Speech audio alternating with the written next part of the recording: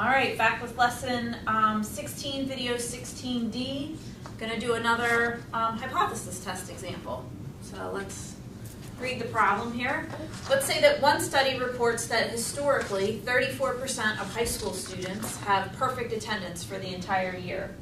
And suppose that at Rising Sun High School last year, the principal became concerned when only 320 out of 1,000 students had perfect attendance. Should the principal be concerned, or might this just be year-to-year fluctuation? Okay, and we're supposed to run a one-sample z-test for a proportion to test this claim. Now, for this one, the directions are kind of specific. Run a one-sample z-test. It's a proportion problem. In future problems, it might just say, run the hypothesis test. And you would have to figure out that, hey, we had data from one sample. I'm supposed to use z. And since the variable is categorical, this was a proportion problem. So you might not always be given that nice little hint up there. The other thing that you'll see in the directions, it says show all your steps. I'm going to go through all the steps. The directions in the future might not say show all your steps. That's implied. You should know that these are all the things that encompass performing a hypothesis test. So please include all your steps in future problems. Okay, so kind of a giveaway. We've got a one sample problem. It is a proportion problem. Part of the reason why it's a proportion problem is because the variable is categorical. You either have perfect attendance or you don't. We'll write down the assumptions here in a second. So let's first write down what the hypotheses for this one are going to be, and then we'll check our conditions.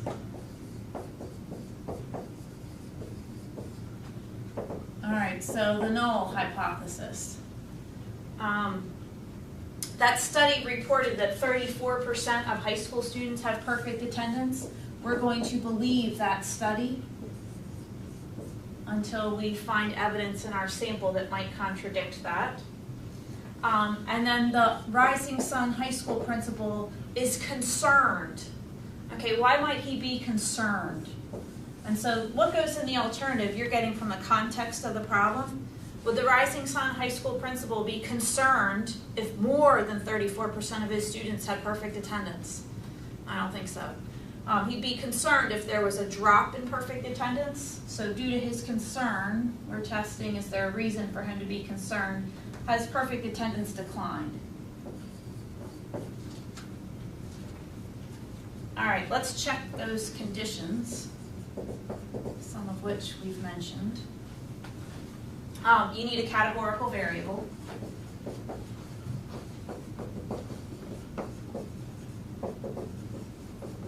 And you either have perfect attendance or you do not.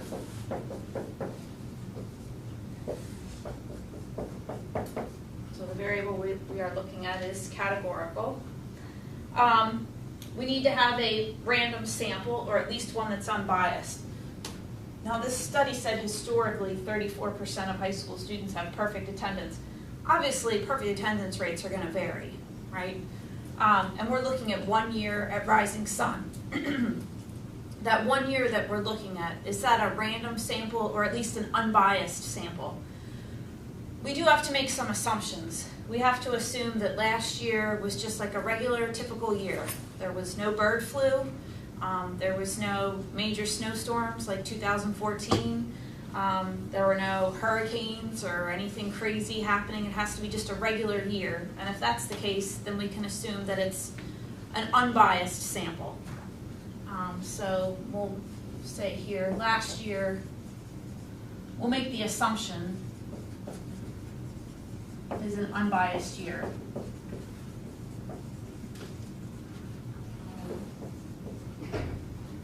No flu, not no snow, but no crazy snowstorms. Nothing extremely unusual there that would affect attendance. Our sample has to be less than 10% of the population, so last year is less than 10% of all the possible years, or last year's attendances.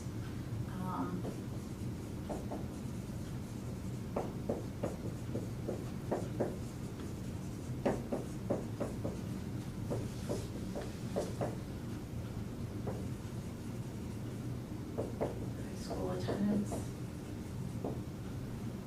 And the success failure condition, if you read back up in the description, last year 320 students had perfect attendance out of 1,000.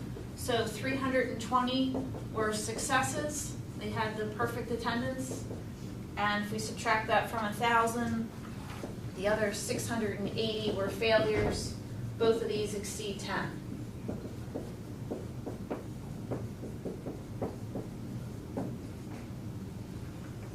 So we had 4 conditions we wanted to look for there, and for the most part, we can feel pretty confident about these. We are going to make that assumption that last year was an unbiased year.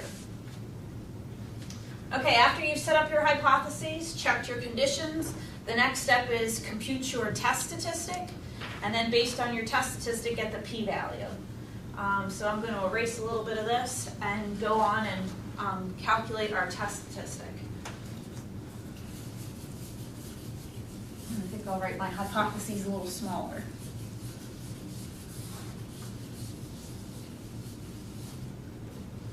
Put them up here.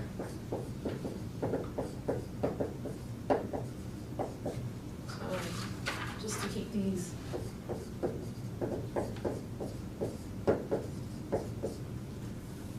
All right, so ready for that test statistic. So far, this is really the only test statistic that we've computed. But once we introduce 2 samples and mean problems, there'll be other formulas that we'll be using for test statistics. So make sure that you are choosing the correct one. This is a proportion problem, a 1 sample proportion problem, and so this is the appropriate test statistic.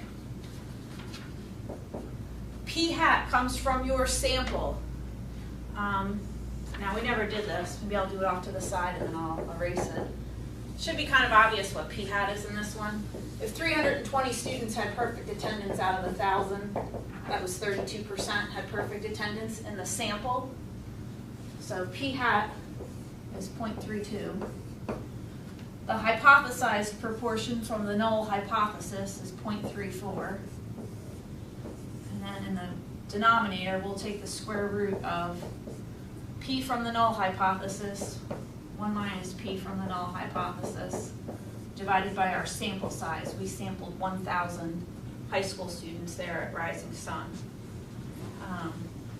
And you might put parentheses around that numerator if you're going to type that in your calculator.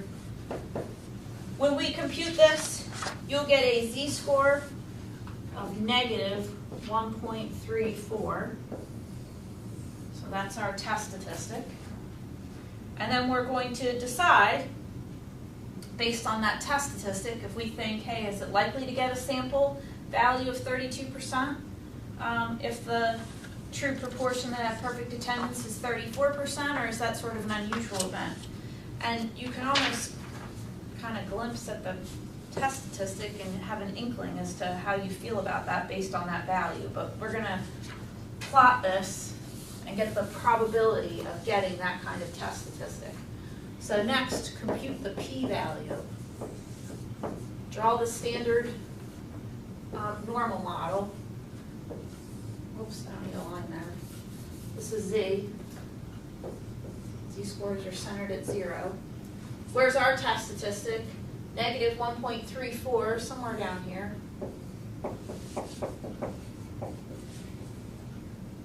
And then remember, you're going to shade in the direction of the alternative. We were testing is the proportion less than 34%, so I'm going to shade the area less than z equal to negative 1.34.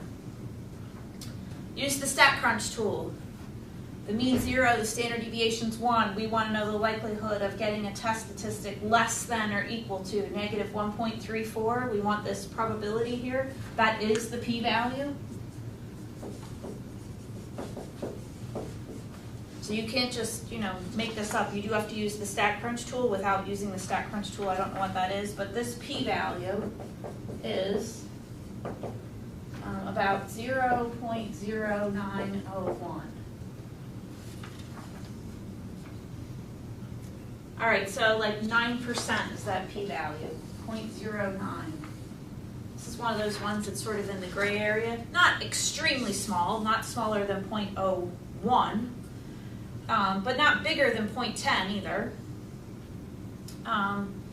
So this shows some evidence in favor of the alternative hypothesis, certainly not overwhelming evidence.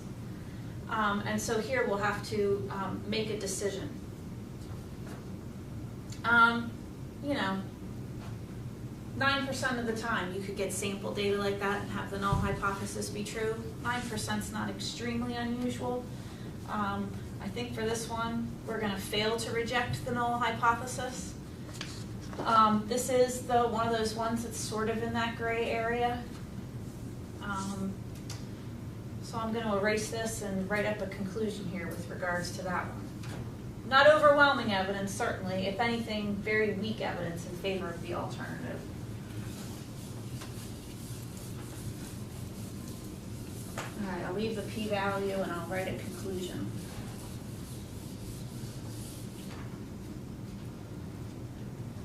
So our decision. I'm going to say that that is pretty weak evidence in favor of the alternative hypothesis, and so I'm going to stick with the null hypothesis. Somebody else might decide, oh, that's, you know, some evidence in favor of the alternative, so maybe I would reject the alternative in favor of the, reject the null hypothesis in favor of the alternative. I'm not going to make that choice. I'm going to stick with this one. I'm going to say that that's too high of a probability. But this is one of those ones that could almost go either way. So justify your answers here. This p-value of 0.0901 is pretty weak evidence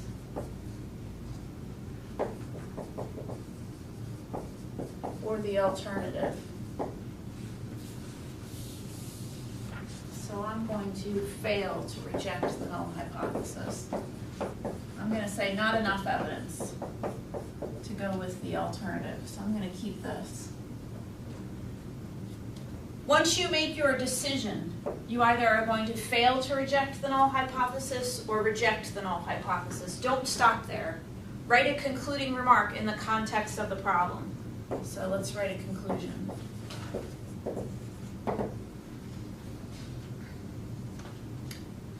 Last year's perfect attendance rate of 32%. That was probably just due to year-to-year fluctuation. Every year, the attendance rate, perfect attendance rate, is not going to be the same. I'm going to assume that that 32%, why that differed from 34%, attendance rates fluctuate, that I didn't find extreme evidence that that was a value that was extremely different from 34%. So last year's 32% perfect attendance.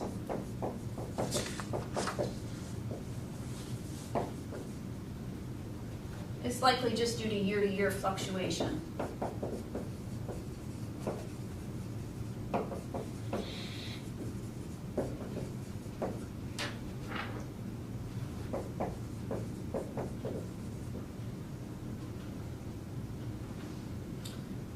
You know, it was a tiny decline. You might say keep an eye on it, but for the most part, I think I'm okay with not being very concerned that there was that small of a drop there. If I saw some more of a significant drop, then I might be concerned and look and see what's happening here. Okay, the last thing, this p-value of 0.0901. Let's really interpret that number. What exactly does that mean? I know it's a probability, but how do I interpret that number? So this is part B. So make sure you have your decision and your conclusion, and I'm going to interpret that p-value.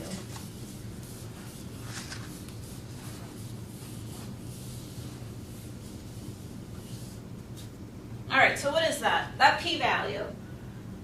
That p-value, that gives you the likelihood. How likely are you to get a sample like we did if this null hypothesis is true? How likely is it that you would have a year where the perfect attendance rate was 32%?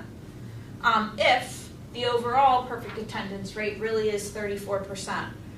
So about 9% of the time, you're going to get perfect attendance rates around 32%, when overall the perfect attendance rate is about 34%. 9% isn't all that unusual, and so that was why we decided to fail to reject the null hypothesis. So let me write out some of what I just said here. So if the school has an overall perfect attendance rate of 34%,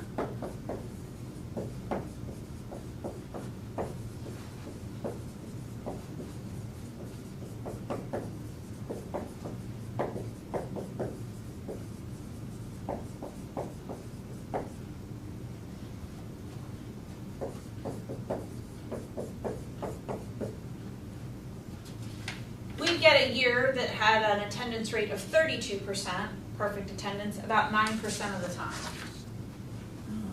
Or I could say about 9%, I'll do it the other way.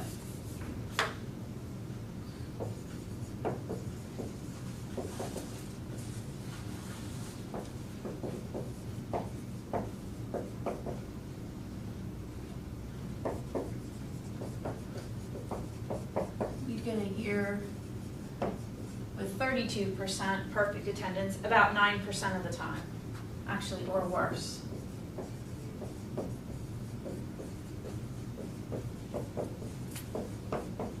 That 9%, I'm interpreting that p-value.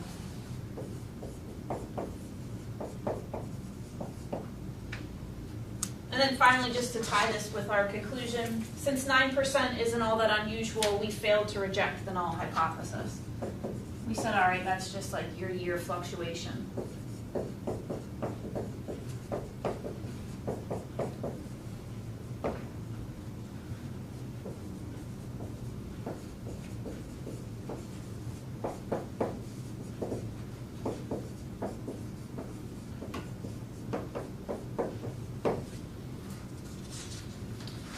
If we had gotten a year where the perfect attendance rate was such that it would only happen 0.9% of the time, less than 1% of the time, all right, then we might have some cause for concern. Maybe perfect attendance rates are dropping. That would be unusual. But something that's happening 9% of the time, not that unusual. Okay, that concludes video 16D. Thanks.